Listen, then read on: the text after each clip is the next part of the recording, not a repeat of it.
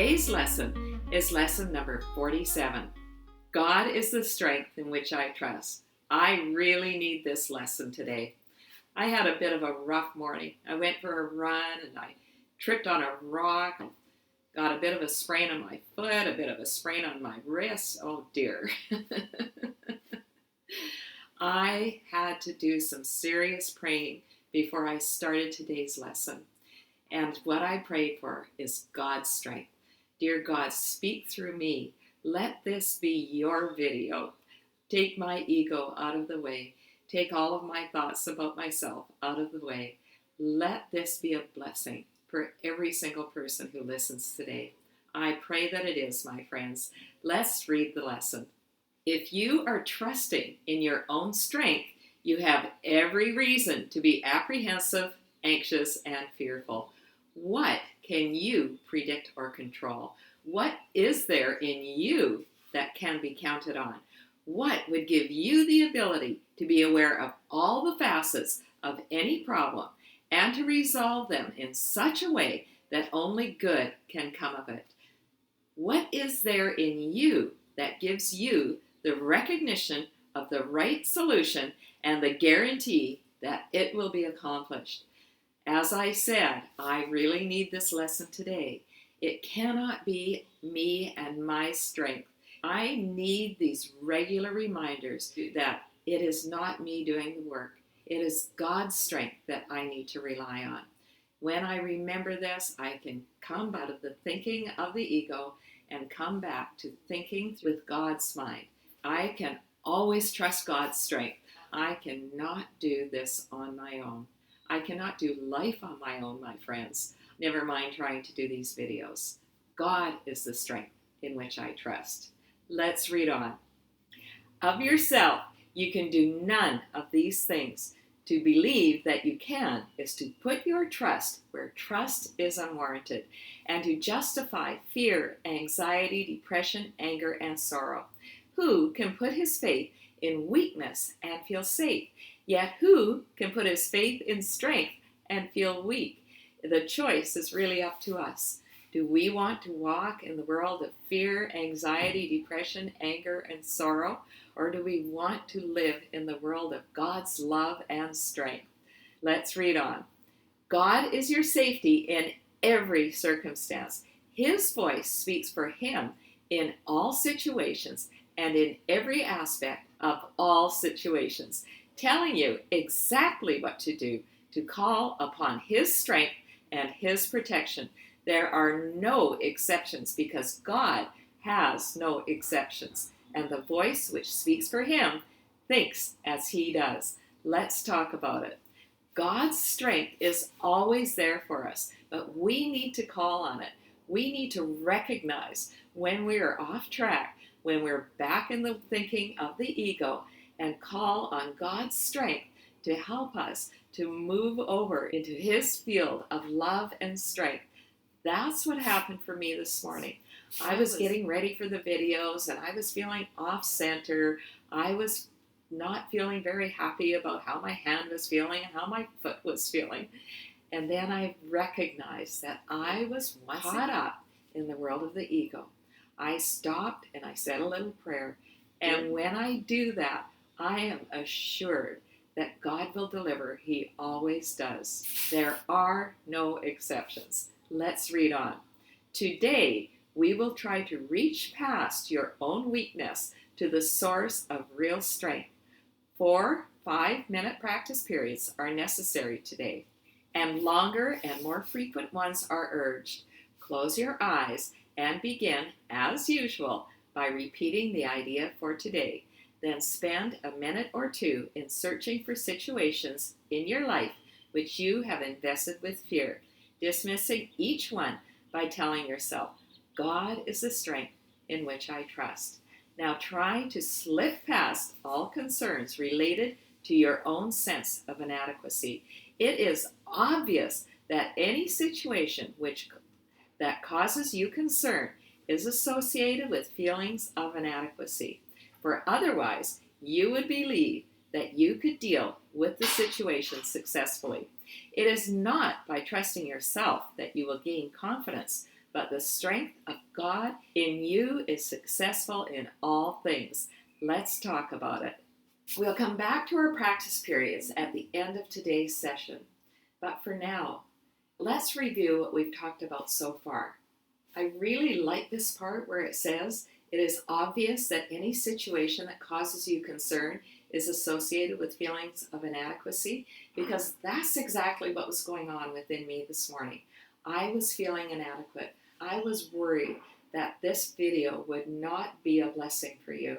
I was totally caught up in my ego.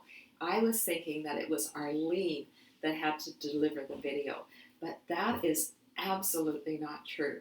It is God working through me that gives me the words to say, that shows me exactly how He wants this to be delivered. I need to trust in that. When I am walking in the world of the ego, I feel completely inadequate.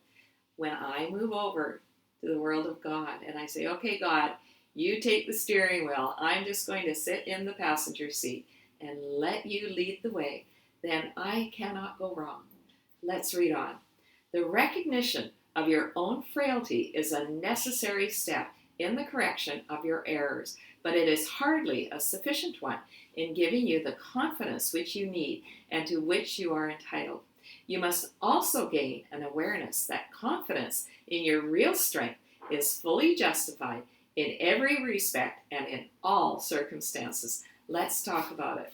This makes me think of step 1 in the 12-step programs, in which we say, we admitted we were powerless over blank and that our lives had become unmanageable. It might be alcohol, it might be drugs, it might be shopping, it might be gambling, it might be pornography. The list goes on and on and on.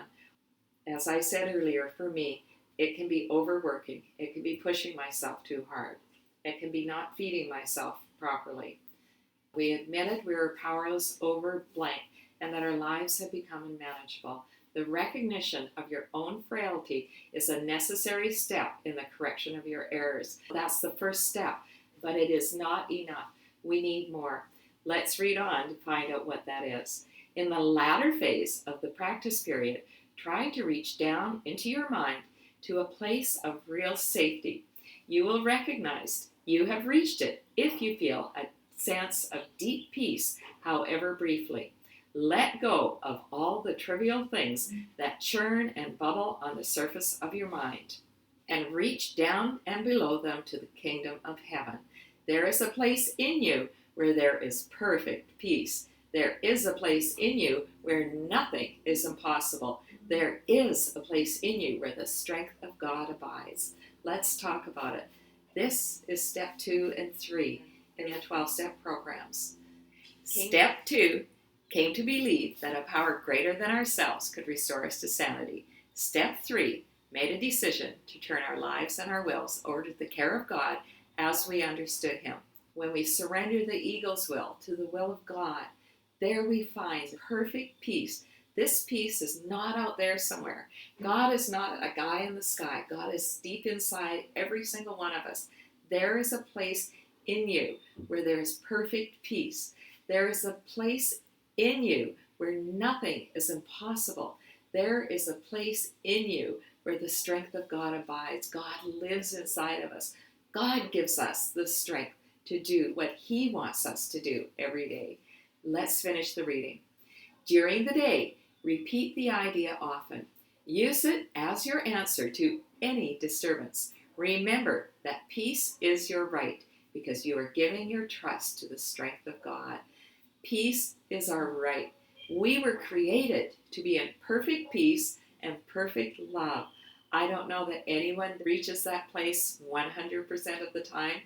Maybe some guru that sits on the mountaintop.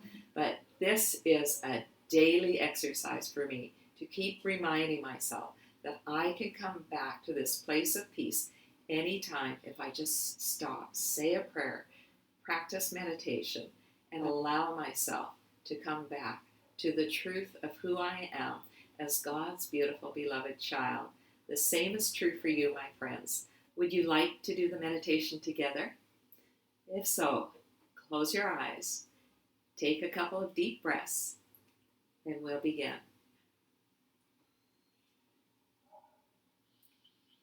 God is the strength in which I trust. God is the strength in which I trust. Let's spend a minute or two in searching for situations in your life which you have invested with fear.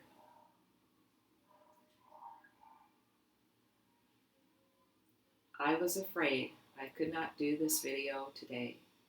I was afraid that if I did it, it would not bring God's message of love to the listeners. God is the strength in which I trust. God is the strength in which I trust. Allow yourself to let these things come to your mind and repeat today's idea after each one. God is the strength in which I trust. God is the strength in which I trust. Now try to slip past all concerns related to your own sense of inadequacy. God is the strength in which I trust. Think of any situation that is causing you concern. This is bringing up your own sense of inadequacy. God is the strength in which I trust.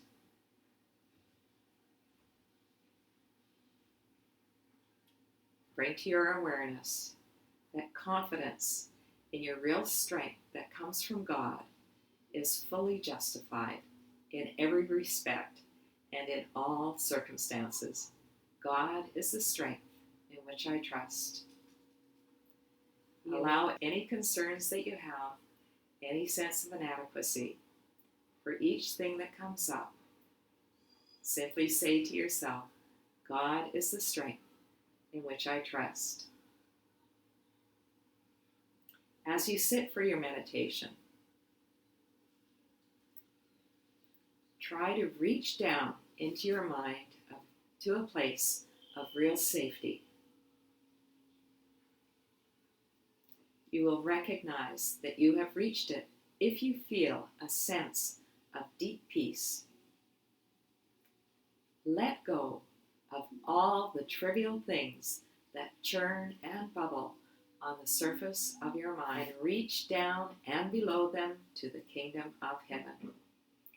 There is a place in you where there is perfect peace. There is a place in you where nothing is impossible. There is a place in you where the strength of God abides. You may want to turn the video off here and just sit in this meditation and come back for the closing once you have finished. We are asked to repeat the idea for today as often as possible, and particularly any time that we are upset for any reason. God is the strength in which I trust. Thanks so much for listening right until the end, my friends. Are you ready for our special treat?